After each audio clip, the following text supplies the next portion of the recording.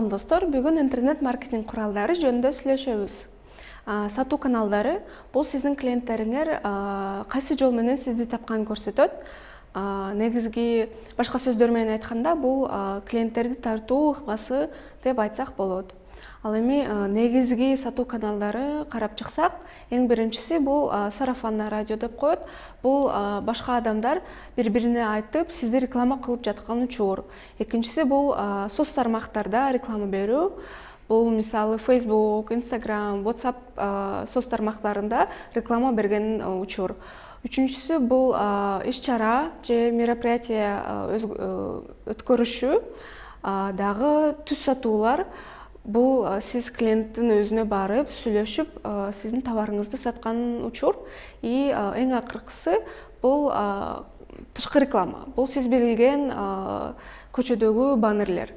Ал эми бизнесте эми баштап жаткан учурда ушу ар бир сатуу каналдарды пайдаланып көрүшүңүз керек.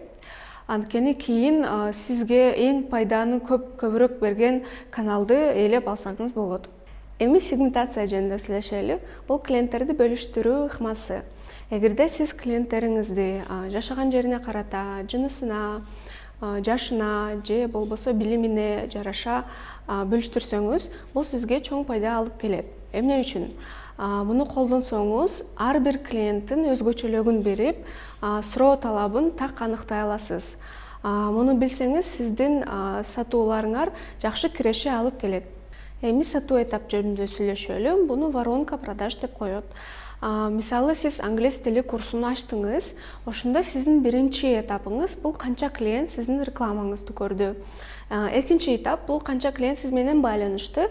Үчүнчү этап бул канча клиент сизге консультацияга келди.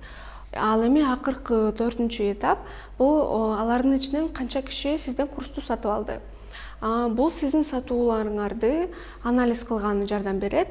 Мисалы консультация этабы иштебей жатат. Именно ошол этапта көп киши кетип калып атат. Ошондо консультация этабына сиз жакшы көңүл бурушуңуз керек. Акыркы темага келип калдык. Бул конверсия сиздин сатууларыңардын эффективдүүлүгүн көрсөтөт. Конверсияны формула аркылуу санап чыксаңыз болот. Мисалы бул айы сиз 30 жолу сатканга аракет кылдыңыз, бирок 5 жолу саттыңыз. Ошондо 5ти 30га бөлүп, анан 100%га көбөйтсөңүз, ошондо сиздин конверсияңыз 0,2% болуп чыгат. Эми бул нерселерди жакшы үйрөнүп алсаңыз, сиздин бизнесиңизге аябай пайдалуу болот.